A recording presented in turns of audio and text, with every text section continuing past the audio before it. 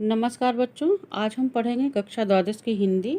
अंतराल पुस्तक है और पाठ है बिस्कोहर की माटी। इसके लेखक हैं विश्वनाथ त्रिपाठी जी। बच्चों, इसमें आज हम पार्ट 5 लेकर के प्रस्तुत हुए हैं और इसमें हम पढ़ेंगे पैराग्राफ 4। बच्चों, इससे पहले जो हमने पढ़ा था उसमें हमने देखा कि लेखक ने अपने गांव में जो फूल हैं उन फूलों का उल्लेख किया था और उन फूलों में किस तरह के फूल हैं। बहुत सभी फूल, एक जो हम जिसे फूल के नाम से जानते हैं जैसे कमल का फूल, कोइया का फूल, हरसिंगार का फूल, जो कि लेखक के गांव में बहुत अधिक मात्रा में हैं, उसका उल्लेख हमने पढ़ा था। और इसके साथ ही साथ लेखक ने यह कहा था कि जो सब्जियां हैं हमारी, उनके भी जैसे बैगन, कोहड़ा यानी कि काशी फल और भिंडी, लौकी, तोरई, इन सब के भी फूल आपको गांव में देखेंगे तो खिले रहते हैं और बहुत ही सुंदर लगते हैं। और साथ ही साथ इसके जो फल हैं, उनके जो फूल हैं उनका भी उल्लेख किया था कि जैसे इमली, अमरूद, शरीफा, आम में देखते हैं ना बौर आते हैं तो वो फूल ही है एक तरह से। और जो बेल का पेड़ होता है उस पर भी आते हैं। और साथ में उन्होंने फिर फसलों का उल्लेख किया था कि फसलों में अरहर, उड़द, चना, मसूर, मटर के फूल, सेमल के फूल, कदम आदि के फूलों का वर्णन वहाँ तक उन्होंने किया था। और नवल शुक्ल की कविता भी उसमें ये भी बताया गया था, यही फूलों का ही वर्णन उनके कविता में भी था। तो यहाँ तक हमने वो जो है पाठ का अंश पढ़ लिया था। अब बच्चों, जो आगे लेखक बता रहे हैं कि ये तो हो गई फूलों की बात। अब चूँकि गांव में और क्या क्या चीज़ें हैं, तो गांव में लेखक यहाँ इस पैराग्राफ में जो बताएंगे वो उन्होंने कहा है कि जो गांव है तो घास पात तो होगा ही वहाँ पर और क्या है, जैसे जो जहरीले सांप हैं और जो विषहीन सांप है वह भी गांव में पाए जाते हैं। तो उसी का उल्लेख यहाँ पर किया है। गांव में घास पात से भरे मेड़ों का उल्लेख किया है लेखक ने। उन्होंने कहा कि जो गांव है उसमें आप अगर वैसे भी आप सामान्यतः अगर गांव में निकल जाएं तो देखेंगे कि चारों तरफ घास आदि और पत्ते आदि जो है वो हैं, और वो मेड़ों पर भी और मैदानों में भी वो चारों तरफ दिखाई देते हैं। और इसी तरह से उन्होंने कहा कि गांव में जो भीटे हैं, भीटा मतलब क्या होता है बच्चों? भीटा मतलब होता है मिट्टी का टीला। जैसे पहाड़ होता है ना तो चट्टानों से होता है, लेकिन गांव में भी ऐसे ही कई जगह पे गांव के किसी किसी स्थान पर ऊंचे ऊंचे भीटे होते हैं और उधर लोग ज़्यादा नहीं जाते हैं। उधर क्या होता है कि उन भीटों पर जो है वो सांप आदि रहते हैं। जैसे गांव में कहते हैं ना कि उधर मत जाना उस इलाके पे, वहाँ पर सांप होता है। तो गांव में भीटों पर जो है वो विभिन्न प्रकार के सांप मिलते हैं, जिसमें से कुछ सांपों का उल्लेख जो है वो लेखक ने किया है। वो कहते हैं कि सांप से डर, अपने बारे में बताते हैं, कहते हैं कि सांप से डर तो लगता था लेकिन वे प्रायः है मिलते दिखते थे, यानी कि आते जाते गांव में जो है वो दिखाई दे जाते थे। तो उसमें से जो विषहीन थे और जो विषैले थे, उन दोनों तरह के सांपों का उल्लेख भी इस पैराग्राफ में लेखक ने किया है।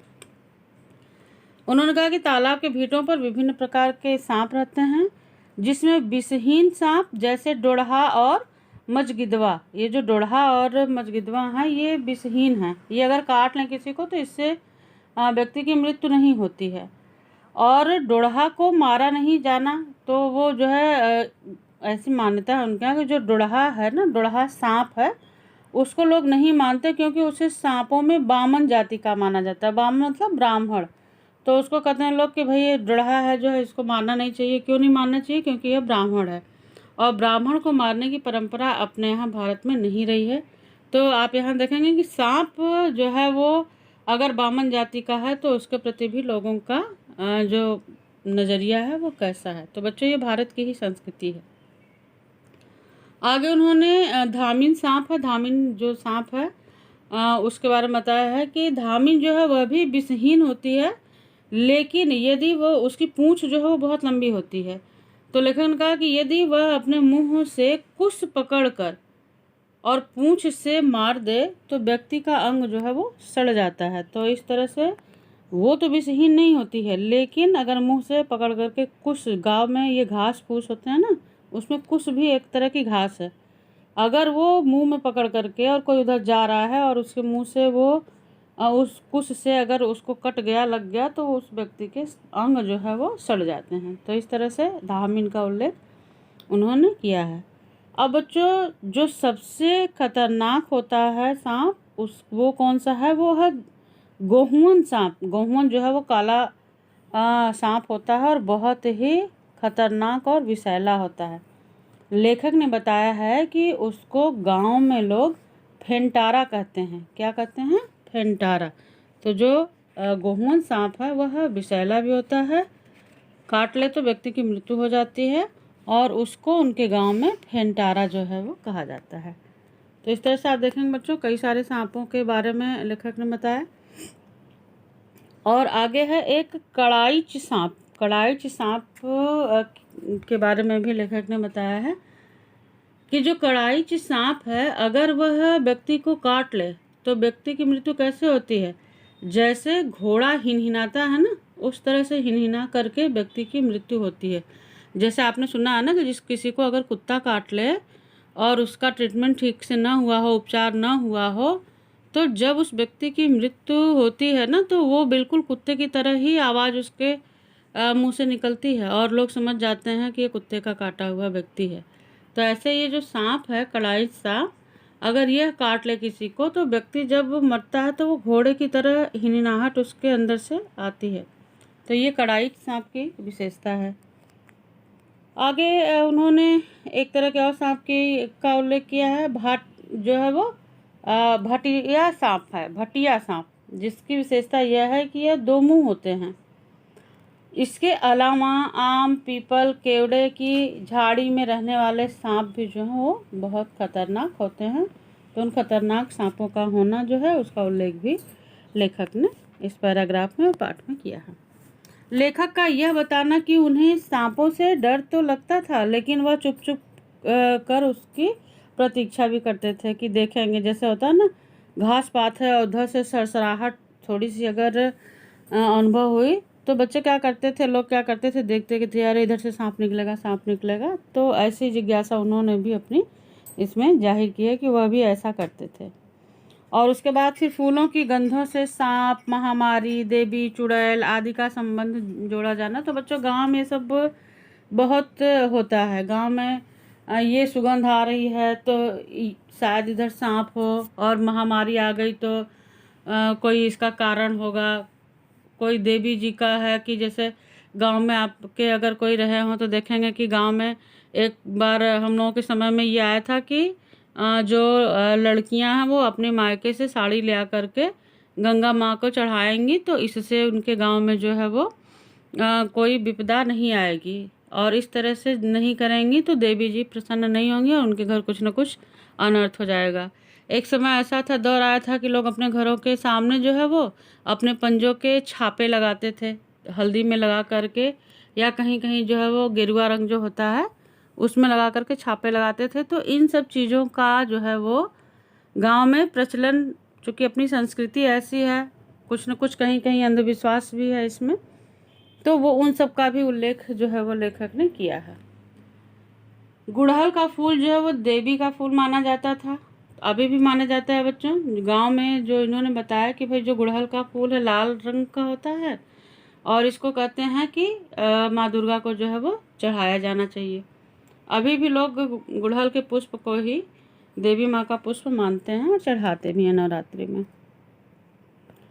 और एक मान्यता है कि चेचक के जो रोगी होते हैं उनके पास यदि नीम के फूल और उसके पत्ते रख दिए जाते हैं तो उससे जो है, जो चेचक माता होती हैं गांव में, उसको माता जी बोलते हैं, कहते हैं लोग कि माता निकली हैं, तो वो ठीक हो जाती हैं जल्दी। अब ये तो बच्चों गांव की संस्कृति, गांव के लोगों की मानसिकता है, जबकि साइंटिफिक रीजन भी यहाँ पे है कि नीम में जो है वो एंटी बैक्टीरिया जो है, जो पनपते हैं, उसको मारने की क्षमता होती है। तो इसलिए उसके पत्ते जब रखे जाते हैं तो वहाँ पर धीरे धीरे जो भी जीवाणु कीटाणु होते हैं वो नष्ट हो जाते हैं, इसलिए भी कहा जाता है। लेकिन वहाँ पर लोग इसको इस तरह से सोचते हैं कि यहाँ पर ये नीम का पत्ता रख दो, घर के गेट पर नीम का पत्ता रख दो या टांग दो, तो इससे इस तरह की आपदाएं विपदाएं नहीं आएंगी। बेर के फूल से ततैया का डंक झड़ जाने का उल्लेख। तो बच्चों एक ये भी उल्लेख है, चूँकि गांव में मैंने पहले ही बताया कि बहुत सारा उपचार व्यक्ति अपने से ही करता है, जो कि एक तरह से देखा जाए तो आयुर्वेद का ही रूप है। भाई उपचार कब करेगा? जब आपको उसकी जानकारी होगी, तभी तो हम उस पेड़ पौधों का, फूलों का किस चीज़ के लिए यह उपयोगी है उसका उपयोग कर पाएंगे। तो यहाँ पे लेखक ने बताया कि यदि बेर और ततैया जो होती हैं ना, जो देखते हैं उनका डंक बहुत तेज जो है वो लगता है, अगर वो डंक मार दें तो बहुत ज़्यादा पीड़ा होती है, चढ़ने लगता है शरीर में। तो यहाँ पर लेखक ने बताया कि माँ उनकी कहती थी कि यदि बेर के फूल को सुंघा दिया जाए तो इससे उसका डंक जो है वो क्या होता है, झड़ जाता है, यानी कि ख़त्म हो जाता है। जो उसका विषैलापन होता है वो उसका प्रभाव कम हो जाता है। माँ द्वारा लू से बचने के लिए कमीज से गांठ बांधकर प्याज बांधना एवं आम का पन्ना से जो है लेप शरीर में लगाना। बच्चों लेखक ने बताया गांव में जो है अपनी जो बात बताई है, वैसे तो ये सबके साथ ही होता है। कई बार देखते हैं ना, जब बच्चे होते हैं हम तो हमें नींद कम आती है, और जब काम का भार ज़्यादा होता है तो एक उम्र के साथ नींद भी आती है। तो लेखक ने बताया कि जब दोपहरी में उनके हाल सोता पड़ जाता था, यानी लोग सो जाते थे अपने घरों में, तो चारों तरफ सुनसान हो जाता था, सन्नाटा हो जाता था। उस समय लेखक क्या करते थे कि घर से निकल जाते थे घूमने के लिए। लेकिन चूंकि गर्मी का दिन होता था तो लू लग जाएगी, दोपहर होती थी, तो माँ क्या करती थी, माँ ये कहती थी कि यदि इस टाइम हमें बाहर निकलना ज़रूरी हो तो हमें क्या करना चाहिए कि प्याज जो है वो बांध लेना चाहिए अपने कपड़े में, या धोती उसमें लोग पहनते थे, तो उनका ये कहना था कि उसमें गांठ लगा करके प्याज बांध लेना चाहिए। इससे क्या होता है कि लू नहीं लगती है।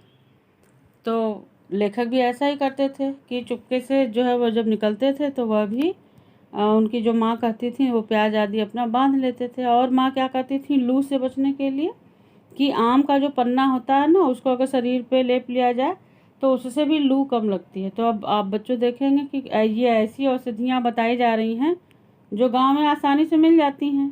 तो आम जो है वो फल फूल ये सब तो आसानी से उनके यहाँ मिल ही जाता है, तो उसका उल्लेख इन्होंने यहाँ किया है। और बच्चों आप सभी जानते हैं कटहल का जो फल है वह क्या होता है, वो सब्जी और फल दोनों के रूप में उसका उल्लेख किया गया है कि कटहल एक ऐसा फल है कि जिसको क्या करते हैं तरकारी के रूप में, तरकारी मतलब सब्जी के रूप में भी प्रयोग करते हैं। और हम क्या करते हैं जब वो पक जाता है तो उसका जो कोवा होता है उसको भी हम खाने में प्रयोग में लाते हैं। तो इस तरह से ये कटहल का जो पेड़ है वो क्या होता है कि उस पे जो फल लगता है वो सब्जी के, जब वो छोटा छोटा रहता है तो उसकी सब्जी भी बहुत अच्छी बनती है, और जब वो बड़ा हो जाता है तो उसमें से कोए निकलते हैं, उसमें अंदर बीज होता है उसका, और उसको लोग खाते हैं। तो इस तरह से बच्चों इन दोनों चीज़ों का प्रयोग जो है उसमें किया जाता है, और इसको आज भी करते हैं। मार्केट में भी अगर पके हुए कटहल मिल जाए तो फल के रूप में हैं, और कच्चे मिलते हैं तो सब्जी बनाई जाती है। इसी बच्चों आगे है जो है पैराग्राफ पे आधारित प्रश्न है छोटे छोटे, जो कि आपने अभी भी पैराग्राफ में पढ़ा है कि किन किन प्रकार के सांपों का उल्लेख किया गया है। तो ये आपको अभी भी बताया मैंने। लू से बचने के लिए लेखक की माता ने क्या उपाय बताए हैं। किस सांप के काटने से घोड़े की तरह हिनहिनाक कर व्यक्ति मरता है। कौन सा फल तरकारी के रूप में भी खाया जाता है, और पाठ में वर्णित कौन सा सर्प दो मुँहा होता है। इन सभी प्रश्नों का उत्तर आप लोग अपनी कॉपी में लिखेंगे, और ये छोटे छोटे प्रश्न आप याद भी करेंगे। और इस तरह से बच्चों पाठ को भी पढ़ लीजिएगा, तो आपका जो पाठ है वो पूरी तरह से तैयार हो जाएगा। धन्यवाद।